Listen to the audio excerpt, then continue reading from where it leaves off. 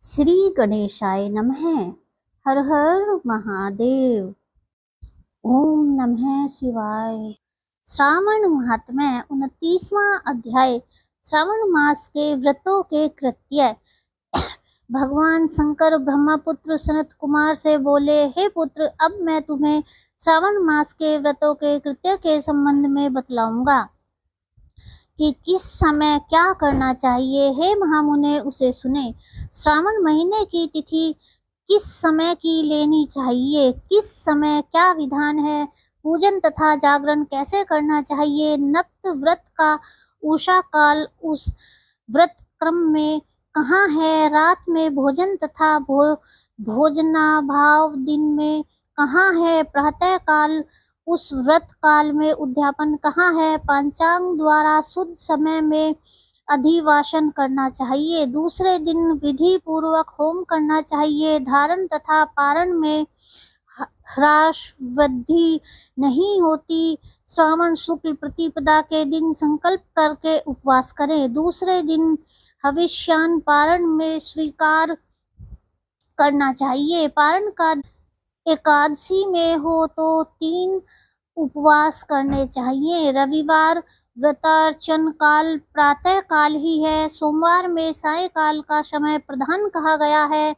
मंगल बुध तथा गुरु की पूजा में मुख्य समय सुबह का है, शुक्र पूजा सुबह तथा रात में जागरण करें, नरसिंह और शनि की पूजा शाम को की जाती है, शनि व्रत का दान का समय मध्या है, हनुमान जी की पूजा मध्या तथा अश्वत्थ पूजा का समय प्रातः काल है, रोटक व्रत में प्रतिपदा तथा सोमवार सहित मुहूर्ताहार स्वीकृत है, या पहले की तिथि ग्रहा है, उदुम्बरी द्वितीया, संध्या व्यापिनी तृतीया युक्त पूर्व वेदित लेनी चाहिए, स्वर्ण गौरी में चतुर्था युक्त तृतीया तिथि है, गणेश पूजा में तृतीया विद चतुर्थी है, नाग पूजा में षष्ठी युक्त पंचमी है, सुपोदन व्रत साय व्यापिनी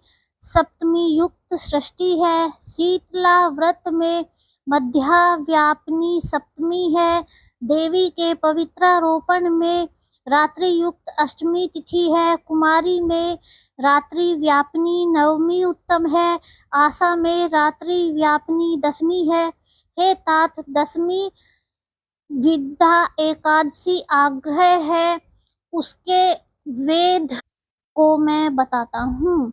अरुणोदय समय दशमी वेद वैष्णवों के यहाँ होता है, अरुणोदय समय में स्मार्तों के यहाँ दशमी वैद होता है, इस रीति द्वारा द्वादशी पवित्रारोपण की कही गई है, अनंत व्रत में रवि व्यापनी त्रयोदशी है, द्वितीय प्रहर व्यापनी हो जाने से प्रशस्तर होती है, शिव पवित्रारोपण में चतुर्दशी रात्रि व्यापिनी है, अर्धरात्रि व्यापिनी अधिक उत्तम है, उपाकर्म तथा उत्सर्ग में पूर्णिमा और श्रावण नक्षत्र ग्रह है, यदि अन्य दिन पूर्णिमा 3 मुहूर्त की है तो दूसरे दिन व्रत करना चाहिए, या ऋग्वेद तैत्तिरीय शाखा वालों को पहले दिन करना चाहिए, तैत्तिरीय शाखा वाले यजुर्वेदियों को अन्य दिन पूर्णिमा 3 मुहूर्त रहने पर भी उपाकर्म और उत्सर्ग दोनों पूर्व दिन ही करने चाहिए, पूरे दिन पूर्णिमा तथा श्रवण नक्षत्र एक मुहूर्त संबंध हो तो और अन्य 2 दिन मुहूर्त के भीतर पूर्णिमा श्रवण नक्षत्र समाप्त हो तो पूर्व दिन करना चाहिए, अपराह्न काल में सामवेदियों को हस्त नक्षत्र हो तो उपाकर्म उत्सर्ग करना चाहिए, दोनों दिन हस्त नक्षत्र अपराह्न काल व्यापनी हो तो पहले दिन करना चाहिए, उपाकर्मोत्तर सभादीप करना चाहिए, श्रवण क्रम तथा सर्प बलि को सूर्यास्त समय व्यापनी पूर्णिमा उत्तम है, हैग्रीवोत्सव में पूर्णिमा मध्या व्यापनी लेनी चाहिए। रक्षाबंधन कार्य में अपराह व्यापनी पूर्णिमा ग्रह है। चंद्रोदय व्यापनी संकट चतुर्थी स्वीकृत है। चतुर्थी चंद्रोदय व्यापनी दोनों दिन हो या न हो तो पहले दिन करना चाहिए, क्योंकि तृतीय के दिन चतुर्थी हो जाने से वह महत्व पुण्य का फल प्रद होती है। हे वत्स, व्रती पहले दिन गणनाथ को प्रसन्न करने वाली चतुर्थी का व्रत करे। गणेश, गौरी तथा बहुला को छोड़कर दूसरे देवों की पूजा में पंचमी विध ली गई है। श्री कृष्ण पूजा में अर्धरात्रि व्यापनी अष्टमी विधि है। निर्णय के बारे में सर्वत्र 6 तिथि मान्य है। एक तो दोनों दिन पूर्ण व्याप्ति, दोनों दिन केवल अव्याप्ति, दोनों दिन अंश द्वारा समव्याप्ति, दोनों दिन अंश द्वारा विषम व्याप्ति तथा अन्य दिन अंश द्वारा अव्याप्ति। पूर्व दिन अंश से व्याप्ति, अन्य अव्याप्ति। 6 पक्षों में से 3 पक्षों में संदेह नहीं है। अब उसे सुनो।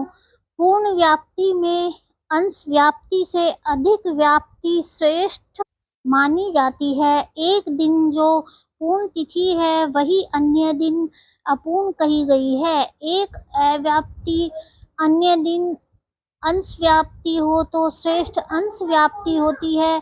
अंश व्याप्ति जब हो तथा वह सम हो तो वहाँ संशय हो जाता है, तो भेद वाक्य निर्णय करना चाहिए। युग्म वाक्यों से कहीं कहीं वार नक्षत्र योग बल से, कहीं प्रधान 2 योग में, कहीं पुराण योग से जन्माष्टमी व्रत में संदेह हो, यानी इन पक्षों में परा हो तो प्रातः काल में पारण करना चाहिए। यदि 3 प्रहर अष्टमी समाप्त हो या बाद तक रहती हो तो सुबह में पारण करना चाहिए। पिठोरा व्रत में मध्या व्यापनी अमा सुबह, वृषभ अर्चन में सायंकाल व्यापनी अमावस्या ली गई है। ध्रुवों के संचय में संभव समय है। सूर्य की कर्क संक्रांति में 30 घड़ी पहले पुण्य समय माना है। सिंह संक्रांति में 16 घड़ी पहले तथा 16 घड़ी बाद में पुण्य समय आ जाता है। कुछ ऋषि सिंह की संक्रांति के पहले 16 घड़ी पुण्य समय मानते हैं। अगस्त्य अर्ध्य समय व्रत सहित ही कहा है। हे वत्स, मैंने यह कर्मों का काल निर्णय बताया है। इस अध्याय को जो सुनाता है तथा जो सुनता है उसको श्रावण मास के सभी व्रतों का फल प्राप्त हो जाता है। ओम नमः शिवाय।